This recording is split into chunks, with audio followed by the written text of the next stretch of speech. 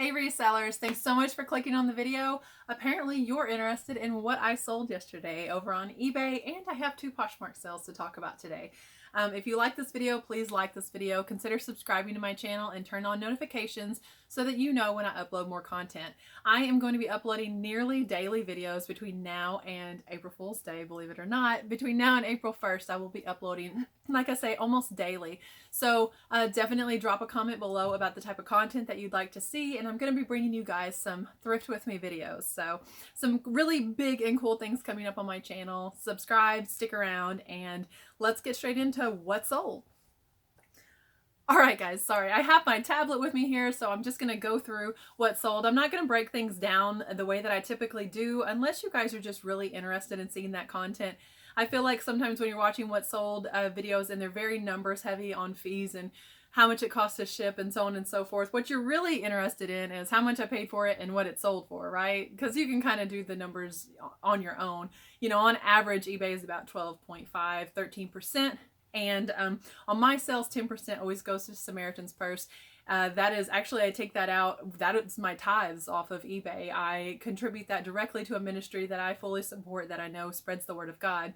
Now, in saying that, I encourage you to consider doing something like that as well, because I can tell you that having the charity stamp on my listings has helped me in the past. I don't put it on there so that it does help. I put it on there so that the fees are taken out and my tithes are taken out immediately.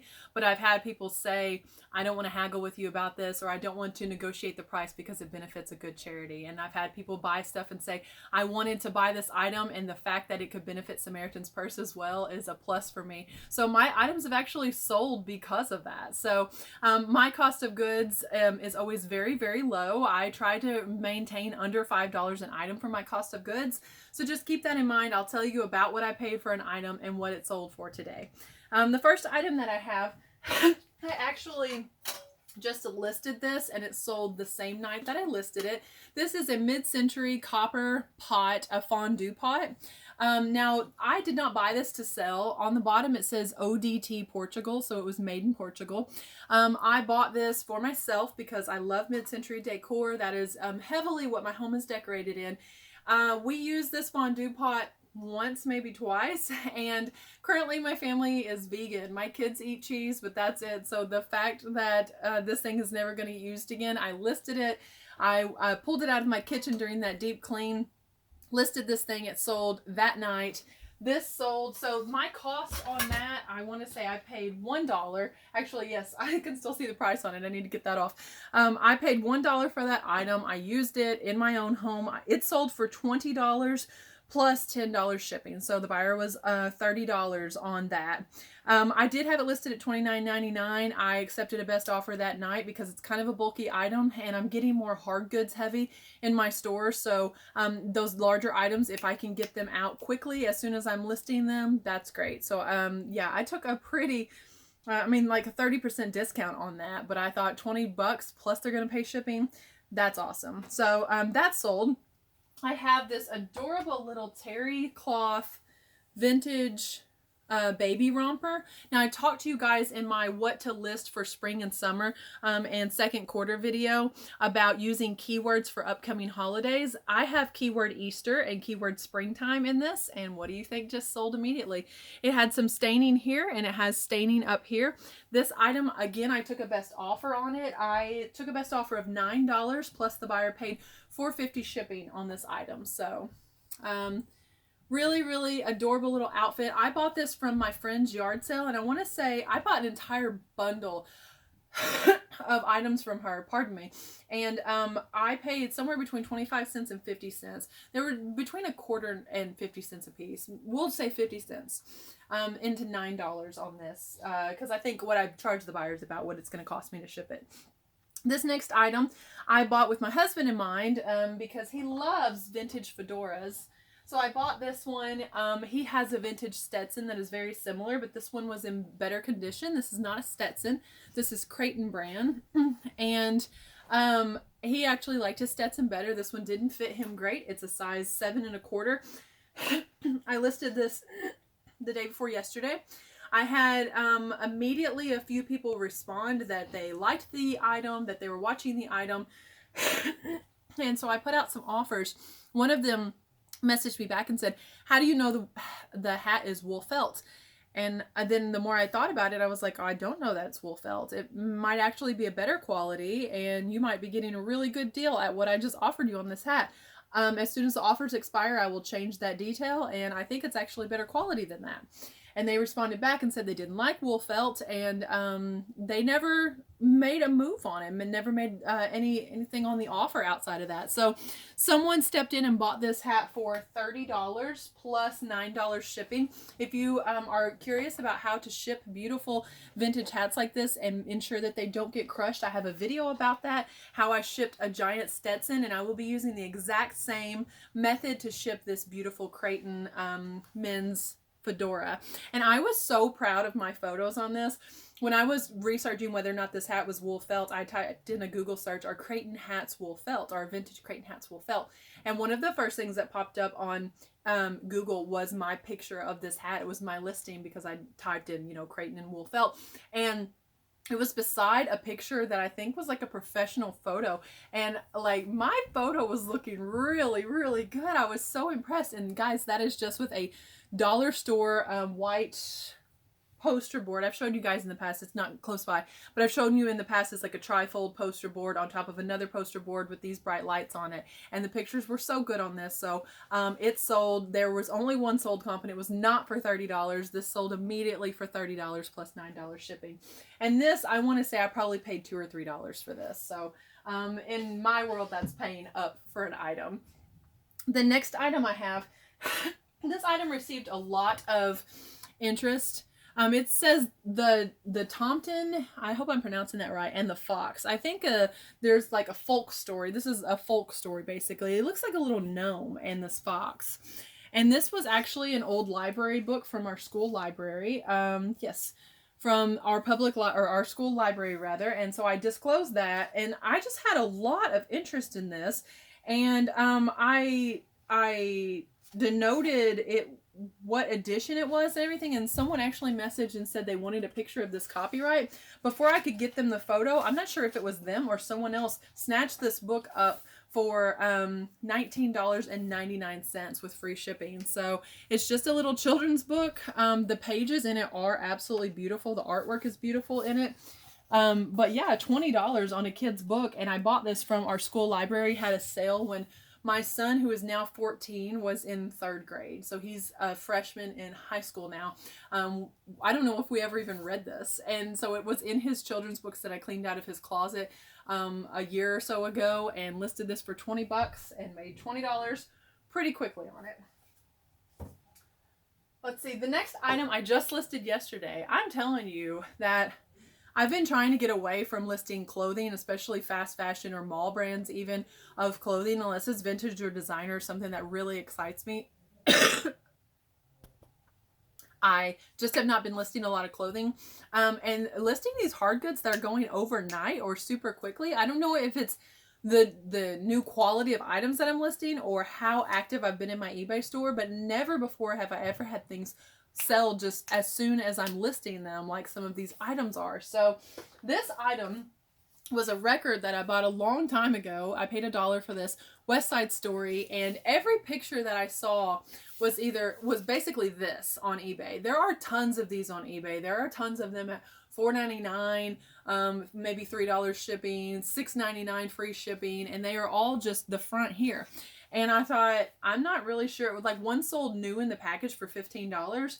And you guys know I'm not going to race you to the bottom, and I'm not going to undercut anyone on price. And if all I could get out of this was $3 with free shipping, I'd probably donate it before I would list it, because I could spend my time listing something that I'm not going to be essentially donating to that person. Anyway, I listed this thing at $9.99 with free shipping because I believe I can ship it for just under $3. I'll make a little bit on it, and I thought, how am I going to differentiate myself? Because I'm always telling you, you don't have to race to the bottom. You don't have to undercut everyone's price. Just have better photos, have better feedback, have a better store, have a good selection. Give the buyer some reason why they want to shop with you. What would you look for? If I was looking for a pair of shoes for my son, and one seller had the shoes for $12.99 and another had the shoes for $10, if the seller with $10 has crummy pictures, looks unprofessional. I'm not even sure when this item's going to ship, and they have a 98% feedback. And then the person with $12.99, it's a crisp white background, everything looks professional. I can tell they do this every day, and my shoes are probably going to ship immediately, and 100% feedback. I am more than happy to pay the extra $2. You just have to look at it from a buyer's perspective. I think that you'll find that that's true. So don't undercut it. I charged $9.99 for this, which is more than the several that are available. And I thought, how am I going to differentiate myself? And I saw Will World Thrift posted a hat the other day, and he posted the hat backwards, and he said just a different way to photograph a hat. You know, he wanted to make it stand out in the sea of the same hat that was listed. So I'm going to show you the picture that I posted. Can you see that? I opened up the booklet, because if you don't own this, you don't know that that opens up, and I put the record down below it, and that was enough to differentiate. This thing sold within hours of listing it for $9.99. And there are several available cheaper than that right now on eBay. So $9.99 for that record that I paid $1 for a while ago, because I'm clearing out some death pile stuff. Another item, let's talk about death pile. Now, we're going to go from one extreme to the other. I listed that and it sold within hours. I've talked about a few different items like that. This next item, I listed in 1992. I was 7 years old. I'm just kidding. I was 7 in 1992, but I did not list this then, but it feels like it. Oh my gosh, guys, I bought this from a thrift store that's no longer even in business and has not been in business for the better part of 2 years. Just to tell you how long ago I listed this hat. I feel like it's a little small. I have a big head. It is, I don't want to get makeup on it. You guys know I got pretty for you. I listed this hat and it's pretty cool. It has a spot for a badge here. It is military surplus. It is genuine, and I find that kind of stuff around here all the time. It says size large, so I don't know if again, I just have a really big head, or if this is like a youth size. I think I commented on that in the listing, but guys, this has been listed so long. You ever have that piece of inventory that's listed so long that when it sells, you're like, did I live in this house when I listed that? That's this hat for me, okay? This hat sold via promoted listing. I have had this hat listed forever, and I am promoting everything in my store at 1% right now, and I challenge you to do the same, 1%. This hat sold via promoted listing for $6, and the buyer paid $4.95 shipping. So I am happy to see this thing get out of my house. $10.95 all in, sold via promoted listing. Okay, that's everything over on eBay, and I want to talk to you guys. I had 2 Poshmark sales. I have not been showing Poshmark a ton of love. Let me just get these pulled up real quick. I've not been showing Poshmark a ton of love lately, and it's partially due to the fact that Poshmark does not love me back, and I spend a lot of time on there. And it's partially due to the fact that I want to get further and further away from fashion. The 2 items that sold on Poshmark are eye-opening to me, though. They are vintage hard goods. So there are buyers on Poshmark for home decor, for vintage items. I need to show my Poshmark some love, and I may get on today and just find 10 things that are on my eBay that maybe are not cross-posted over to Poshmark, and I may cross-post those, because I sold these 2 items. This first item sold, I paid $1 for this. Let me tell you what it is first. $1 for this little brass trinket box. I really had no reason to pick this up other than I love brass. I love vintage. It has a little koi fish on it, and I just thought it was really beautiful. You can see how teeny tiny this is. It had 2 markings on it, a 5/8 and a 1/1, which I kind of just thought those were maybe the box size and the lid size. This looks like something that were you in another country, you may be able to just pick this up at like a little tourist shop or something.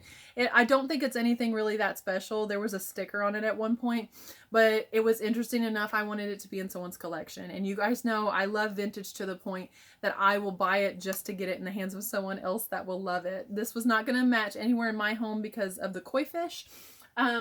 But I listed this on eBay and on Poshmark. I made an offer to likers on this, and it sold for $13. So my, let's see, Poshmark took out $2.95, and then if you make offers to likers on Poshmark, you have to give a shipping discount. So another $2.46 came out, making my net earnings $7.59 on this $1 item. So a little over 7 times my money is absolutely great for me. I would take that any day. These items are small enough I can fit this 100 different places in my inventory, so I like that.